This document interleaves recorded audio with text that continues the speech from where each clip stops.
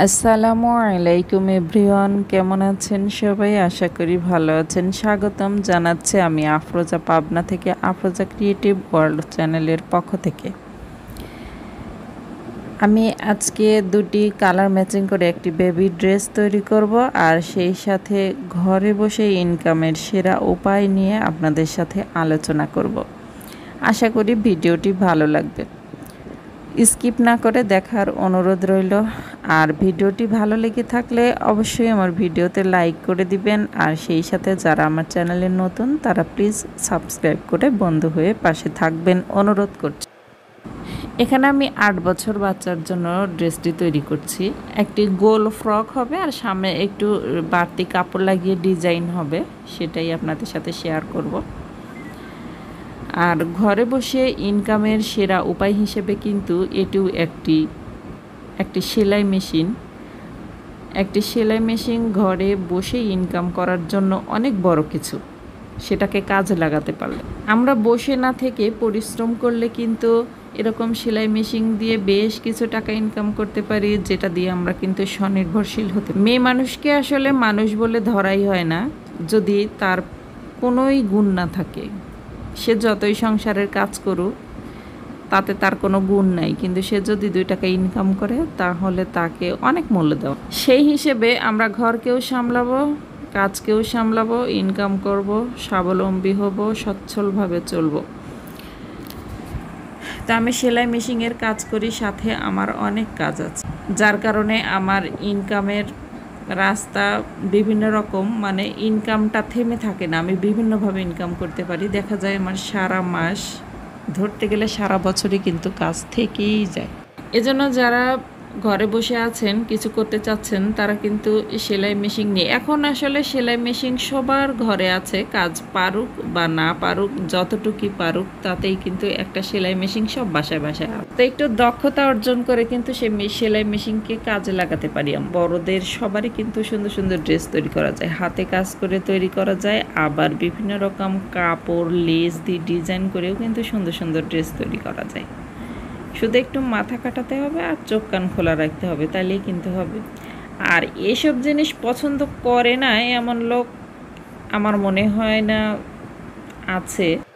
এরকম হাতের কাজ করা বা যে কোনো ডিজাইন করা ড্রেস মার্কেট থেকে কিন্তু অনেক টাকা দিয়ে অনেকেই কিনেন, অনেকেই না সবাই কিনেন। এতে করে আমরা যখন সেলাই মেশিন দিয়ে ঘরে বসে এরকম সুন্দর সুন্দর ডিজাইন করে, আমরা কিন্তু যে ডিজাইন করি সেগুলো কিন্তু দোকানের চেয়ে আমার মনে হয় আরও বেশি সুন্দর হয়।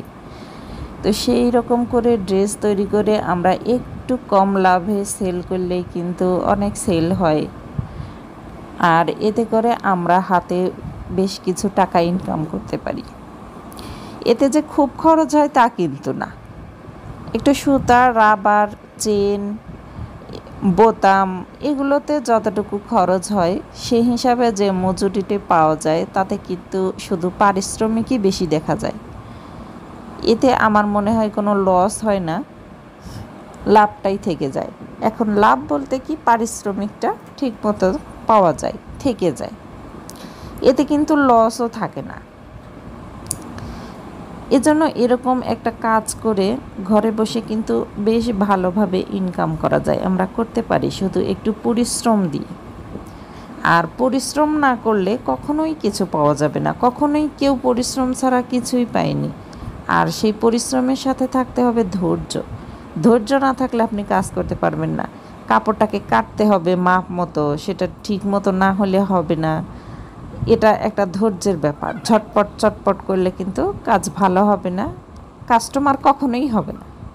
আর কাস্টমারকে ধরে রাখার জন্য, কাস্টমারকে মানে আপনি আমাদের কাছে আসার জন্য কাজের দক্ষতা আমাদের প্রয়োজন। আমাদের কাজকে অনেক সুন্দর করতে হবে, নিখুঁত করতে হবে, মানসম্মত করতে হবে, তাহলেই না আমাদের কাস্টমার বাড়বে। আর কেনই বা খারাপ কাজ করে লোককে ঠকাবো, ভালো কাজ করব, তাতে আমাদের কাস্টমার আসবে। কাস্টমার জোগাড় করার একটাই উপায়, সেটা হলো কাজের দক্ষতা। দক্ষ কাজ দিয়ে কাস্টমারকে আকৃষ্ট করা যায়। আপনি একটা ড্রেস তৈরি করে দিলেন, একটা ধরুন বাচ্চার ড্রেস, সে বাচ্চাটা যখন সেটা পরে কোথাও হয়তো বেড়াতে যাবে বা স্কুলে যাবে, তখন অনেক গার্ডিয়ান থাকে যারা দেখে সুন্দর দেখলেই পছন্দ করবে। যেহেতু আমরাও স্কুলে যাই বাচ্চাদের নিয়ে, সেখানে কীরকম আলোচনা হয়, কোনটা নিয়ে কি কথা হয়, সেটার একটা অভিজ্ঞতা কিন্তু আমাদের আছে, সেই হিসেবে কথাটা বলছি। তখন দেখলে জিজ্ঞেস করবে এটা কোথায় পেয়েছেন, কিভাবে বানিয়েছেন, কে বানিয়ে দিয়েছে, কেমন বৃত্তান্ত, এই নিয়ে কিন্তু বেশ আলোচনা হয় সেখানে। তো তখন দেখা যায় ভালো লেগে থাকলে ওনারা কিন্তু অর্ডার দিয়ে দেয় যে আমি নিব, এভাবে আর কি। তো এজন্য বলছি কাজের দক্ষতা না থাকলে কিন্তু কখনোই সম্ভব নয়, কাজে কোয়ালিটি ভালো থাকতে হবে।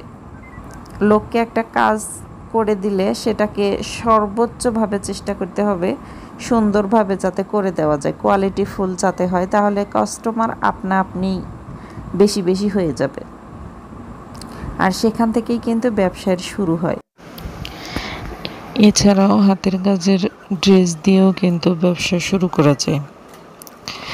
বর্তমানে হাতের কাজের ড্রেসগুলো কিন্তু অনেক সচল, সবাই হাতের কাজের ড্রেস অনেক অনেক পছন্দ করে নিজেদের জন্য, আর বিশেষ করে বাইরে ব্যবহারের জন্য ওড়নাগুলো, হাতের কাজের ওড়নাগুলো খুব চলে। আবার বেবি ড্রেসগুলো কিন্তু দেখবেন বাহিরে বড় বড় মার্কেট থেকে কিন্তু সিম্পল হাতের কাজের বাচ্চাদের ড্রেসগুলো অনেক অনেক দাম দিয়ে কিন্তু কিনে ব্যবহার করে। দেখবেন প্রায়ই বাচ্চাদের কাছে কিন্তু এই হাতের কাজের ড্রেসগুলো থাকে, বেবি ফ্রকগুলো থাকে। এগুলো দিয়ে নিজেরাও কিন্তু ইনকাম করা যায় নিজেরা তৈরি করে। বাচ্চাদের ড্রেসগুলো অল্প খরচে কিন্তু তৈরি করা যায়, আর অল্প সময়েই কাজ শেষ হয়ে যায়। অল্প অল্প কাজ থাকে, ছোট কাজ থাকে, সেটা কিন্তু অল্প সময়ে রেডি করা যায়। এগুলো দিয়েও কিন্তু ব্যবসা করে, হাতের কাজের ব্যবসা করে মেয়েরা স্বাবলম্বী হতে পারে, খুবই সম্ভব। ঘরে বসে থেকে এই কাজগুলো করেই ইনকাম করা যায়। বড়দের জন্য যদি ড্রেস দিয়ে ব্যবসা শুরু করতে চান, সেক্ষেত্রে প্রথমে ওড়না তৈরি করবেন, একটা দুটো তিনটা ওড়না তৈরি করবেন, সেটা নিজে ব্যবহার করবেন। ব্যবহার করলে সেখান থেকেই কিন্তু আপনি বাইরে যখন ব্যবহার করবেন সেখান থেকে আপনার অর্ডার আসবে। আমি নিজে প্রমাণ, আমি নিজে হাতের কাজ যখন শুরু করেছি তখন এভাবেই আমার বিজনেসটা শুরু হয়েছে। আমি ওড়না হাতের কাজ করে নিজে ব্যবহার করেছি, বাহিরে গেছি, অনেক অনেক ভাবিরা আমাকে জিজ্ঞেস করছে, আপনারা জিজ্ঞেস করেছেন এটা কে তৈরি করেছেন, আপনি নিজে নাকি আপনি কাজ করেন, হাতের কাজ করেন। তখন মনে করেন আমি ভাবতাম যে এখনই সুযোগ, আমাকে কথা বলতে হবে। আমি তখন সবার সাথে কথা বলতাম, আমি এই কাজ করি, এভাবে কাজ করি, বাইরের কাজ করি, অর্ডারি কাজগুলো করি, আমি এই গল্পগুলো করতাম। তখন আমি সেখান থেকে কিন্তু মিস করিনি, যেখানেই কথা বলেছি, যেখানেই আমার প্রচারটা করেছি, সেখান থেকেই কিন্তু আমি অর্ডার পেয়েছি। এভাবেই ব্যবসা শুরু হয়। আর আমি আমার প্রোডাক্টের মধ্যে কিন্তু বেবি নকশি কাঁথাও আছে। আমার বাসায় যখন কোনো গেস্ট আসতো আমি তাদেরকেও দেখাতাম